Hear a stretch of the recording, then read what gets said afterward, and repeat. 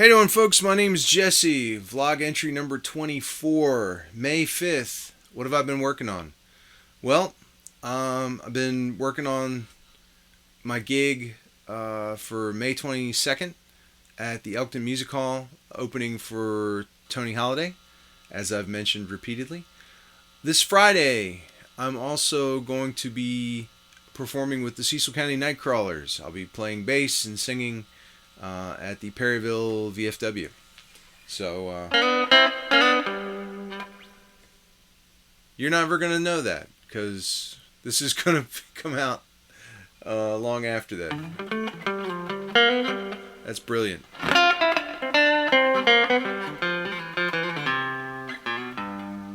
Well, maybe next week I'll tell you how it went.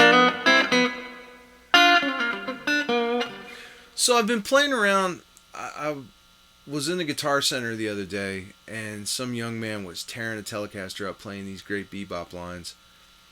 And I've always said jazz is like my aunt's house. It's a nice place to visit, but I don't want to live there, which is a bit facetious. But I'm always trying to understand, and I just, if I can't hum it, I got a problem understanding it. But at the same time, I recognize that it's a valuable vocabulary. So I asked the young man, I'm like, how do you do it?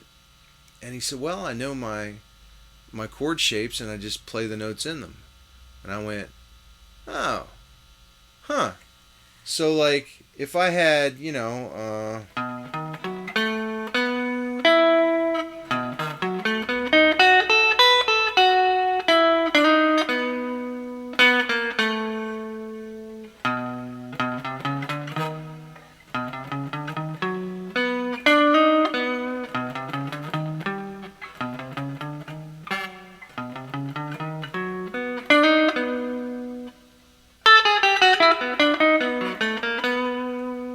so I've been fooling around with that, and every once in a while I'll come up with something kind of cool,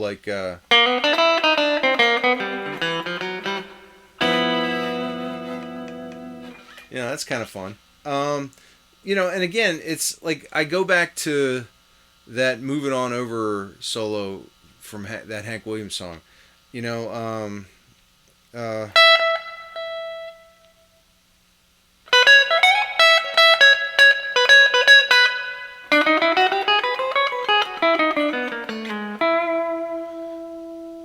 and I thought about that, and it really kind of spells out, that goes down to the major third, so it just kind of puts a little bow on the end of it, So it's something I've been futzing with. It's certainly going to be a long time in the workings, but I find it kind of meaningful. I was playing around, and then I go to the 4, and I was thinking of the super arpeggio that Larry Carlton talked about in his first instructional video. Where, you hit that flat 7th up to the 3rd.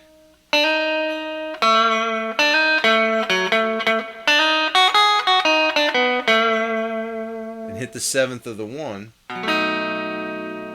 So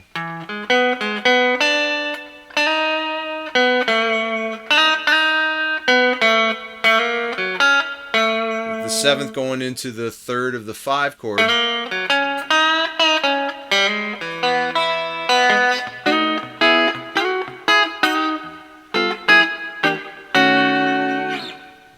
So it's been fun futzing around with that.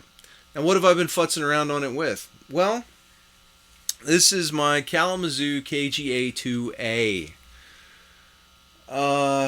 It's the little sister to the KB1 that I have, that I showed you some time ago. And this was kind of a labor of love in a way, because when I got it, and hopefully I can show you the picture, it was really kind of a basket case. But I took a chance on it because at the time it looked like Kalamazoo's were going up in value. It was made in the 60s in Kalamazoo, Michigan, Maybe not in the Gibson factory, because I think I read it was like in a garage behind it or something like that. But a good tide raises all ships. Um, and if you've looked at melody makers of that era, they're going for $4, $5, $7,000 now, depending on whether they're Pelham blue or not, and depending upon their condition and things like that. And so I saw the prices in these, like on Reverb right now, they're going for $1,000, anywhere from $400 to $1,000, which is a pretty big gap, and I think the market's going to soften a little bit in that respect. But I wanted to try it out. About 10 years ago, I was at Sam Ash in Manhattan. The old Manny store. I think I was in there just before they closed. Might have been a little more than 10 years. But I was checking out their stuff, and they had a Gibson SG Melody Maker with 2 of these single coil pickups for $1,000. And I played it, and I was like, well, this feels really nice. It felt balanced, the neck felt good. And maybe I could have pulled 1,000, but at the time, money was tight, and the kids were younger, and child support was a real thing, and and I just said, nah, I'll be all right. And I guess things like that stick with you over time. So when this came up, I talked him down. Because it was in pretty rough shape, I got what I thought was a pretty decent price for it. And if you'll see in the one picture that I got, or the pictures that I got, the craziest thing was somebody cut the tops off the pickup covers. Which I thought was just, I was like, why? Did you think that plastic was keeping your pickups from ringing clearly?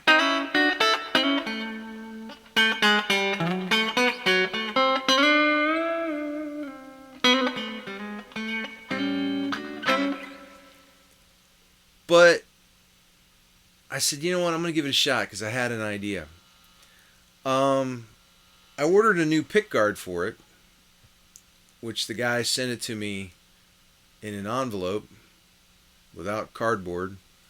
And so it appeared like this, which sucked because the original pick guard was in really bad shape. Fortunately, Reverb covered the cost.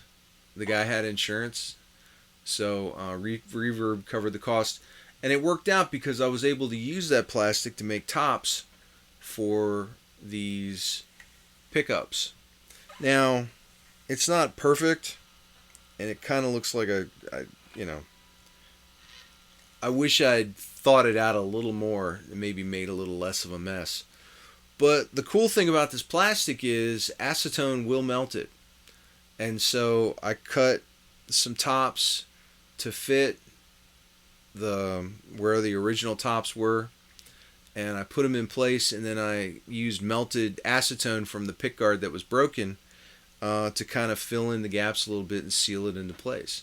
So the plastic that's covering these pickups is original plastic from that era, if that means anything, which I don't think it does. Good luck getting Kalamazoo knobs for less than $50 a piece anywhere, which I think is crazy because they're cheap plastic knobs. And so I said, you know what? It's already not pristine. I mean, it's got dings and gouges all over it. One tuning peg is replaced. Works fine, but it's not original. I said, so, it's not mint, so why not get something close to it? So I was on eBay, scouring eBay, looking for knobs, and I found these.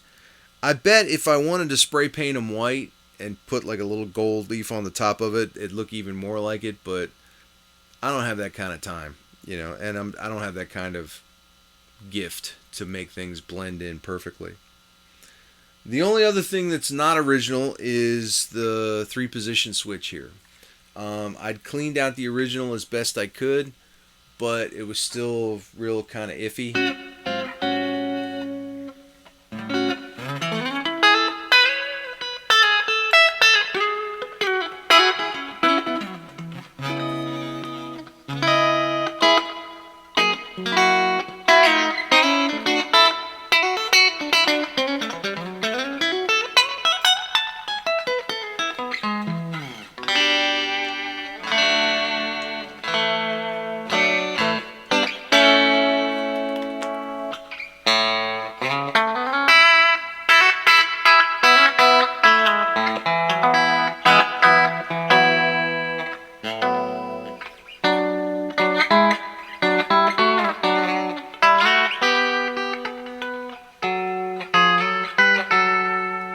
You know?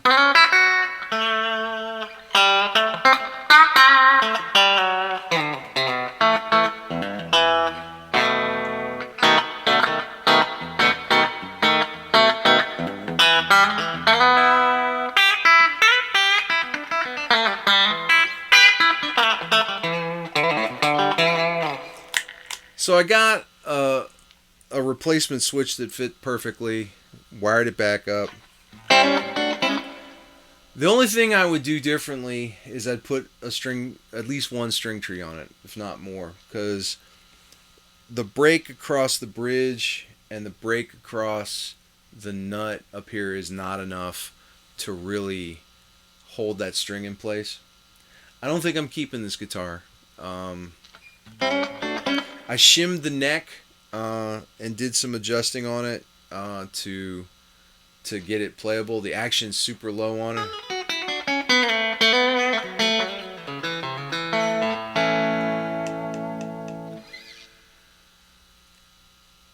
And I was frustrated with it. It's funny how replacing that switch made such a world of difference because it felt like it was choking.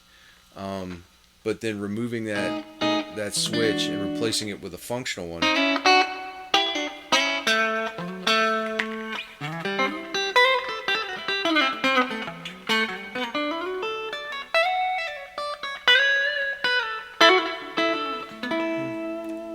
It's got some nice single coil chime to it. And at the same time, it's got some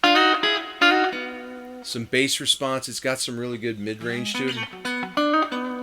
Like, I kind of prefer it to the Sound Defender single coil pickups, to be honest. Especially.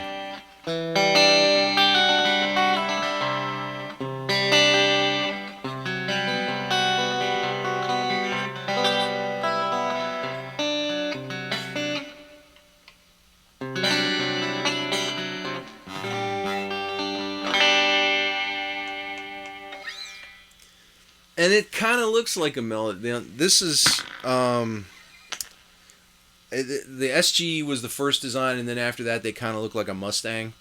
You can get 1 pickup versions, 2 pickup versions, 1 pickup versions without the bar, 1 pickup versions with the bar, etc., etc. The A.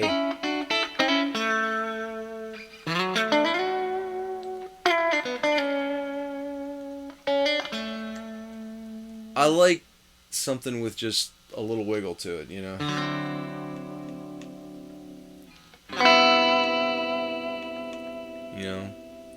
I don't need it to sound like somebody falling off a building.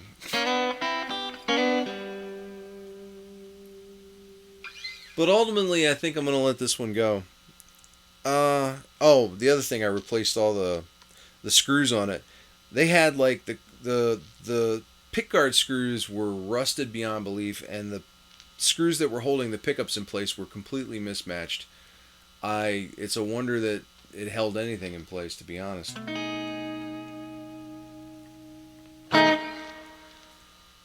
It's as close as I'm going to get to a mid-60s SG Melody Maker, And